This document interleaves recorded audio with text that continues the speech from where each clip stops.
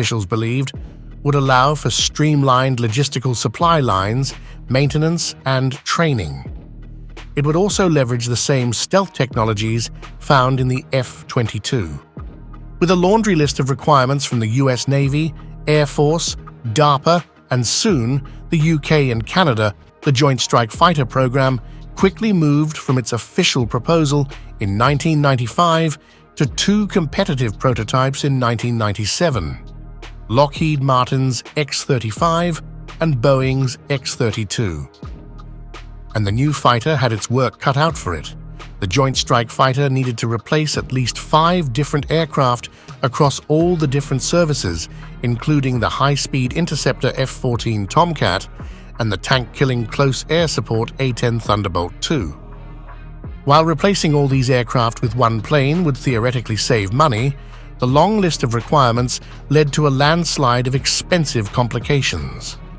In fact, while the X-35 was still competing for the contract, many weren't sure such an aircraft could even be built in significant numbers.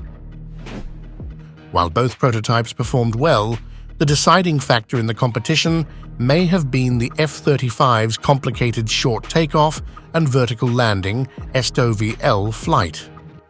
Because the US Marine Corps intended to use this new plane as a replacement for the AV-8B Harrier jump jets, America's new stealth fighter had to be able to fill the same vertical landing, short takeoff role. The lift fan design used in the X-35 connected the engine at the back of the aircraft to a drive shaft that would power a large fan installed in the aircraft's fuselage behind the pilot. When hovering, the F-35 would orient its engine downward, not unlike the X-32, but it would also pull air from above the aircraft and force it down through the fan and out the bottom, creating two balanced sources of thrust that made the aircraft far more stable. It also helped the F-35 notch a win in the looks category. You can look at the Lockheed Martin airplane and say, that looks like what I would expect a modern, high-performance, high-capable jet fighter to look like, Lockheed Martin engineer Rick Rezebeck says in a PBS Nova episode. You look at the Boeing airplane, and the general reaction is, I don't get it. Ultimately, Lockheed Martin won out over Boeing's unusual-looking X-32 prototype in October of 2001. The future looked bright for the newly named F-35. There was just one problem: jamming all the necessary hardware for the different variants into a single fuselage proved extremely difficult. By the time Lockheed Martin wrapped up design work on the F-35A and got to work on the B, they realized the weight estimates they had established while designing the Air Force variant would lead to an aircraft that was 3,000 pounds too heavy. This miscalculation created a significant setback, the first of many. Lockheed Martin's bad arithmetic in the weight category stretched early development by 18 months and cost a daunting $6.2 billion to correct, but it was just the first of many issues to plague the new Joint Strike Fighter. It wouldn't be until February of 2006, 5 years after Lockheed won the contract, that the first F-35A would roll off the assembly line. But these early F-35s weren't even ready to fight because the Pentagon had chosen to begin production before they had completed testing. By 2010, 9 years after Lockheed Martin was awarded the JSF contract, the cost per F-35 had ballooned to over 89% higher than initial estimates. It would still be another 8 years before the first operational F-35s would get into the fight.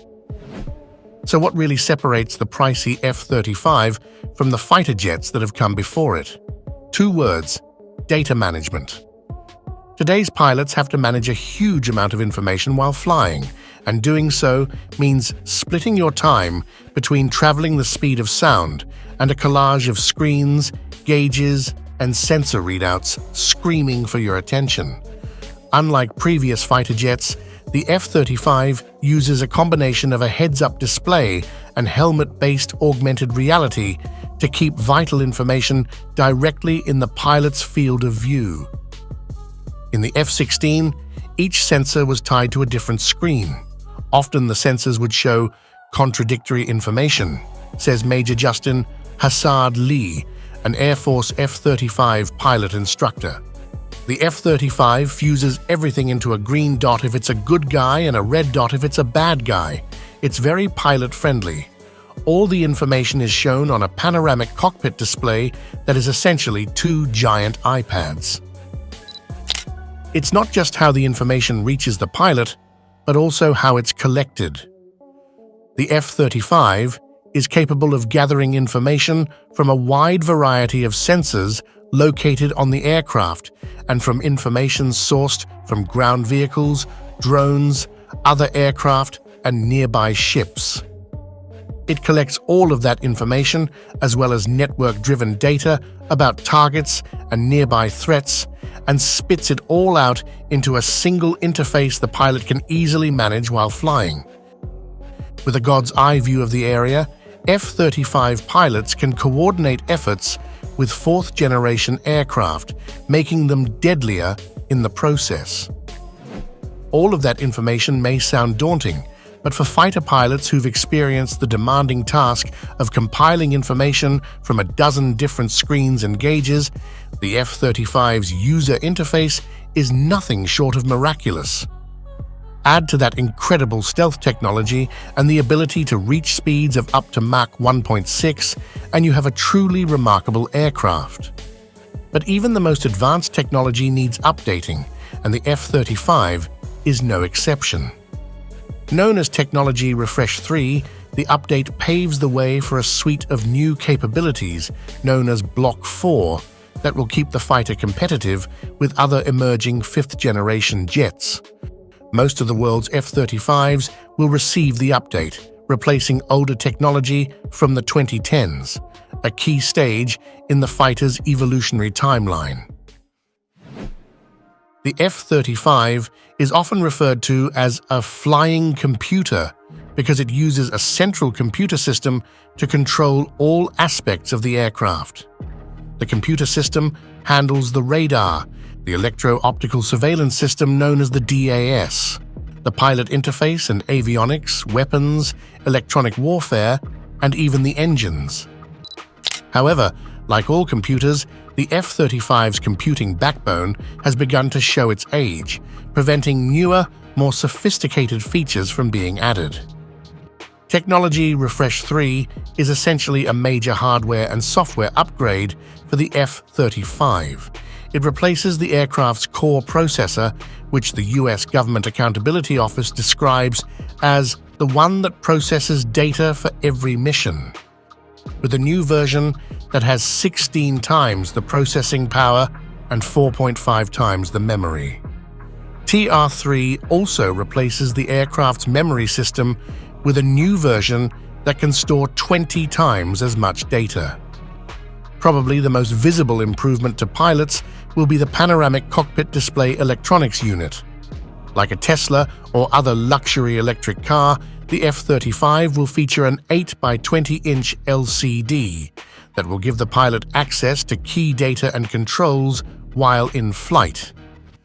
This panoramic cockpit display includes a touchscreen and is said to be able to withstand a puncture or crack and still be usable. The PCD-EU is a hardware update behind the display that increases processing power by 8 times and memory by 12 times. The TR-3's increased processing power will set the stage for Block 4, a new suite of capabilities for the entire F-35 fleet. According to some sources, Block 4 is largely a software upgrade designed to run on new TR-3 hardware that will bring 53 improvements to the jet.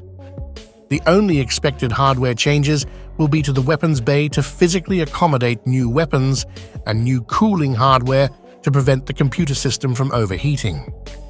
As a result, the F-35 won't change its external appearance, an action that would negatively affect its carefully crafted stealth profile. Block 4 will deliver improvements in both air-to-air and air-to-surface missions.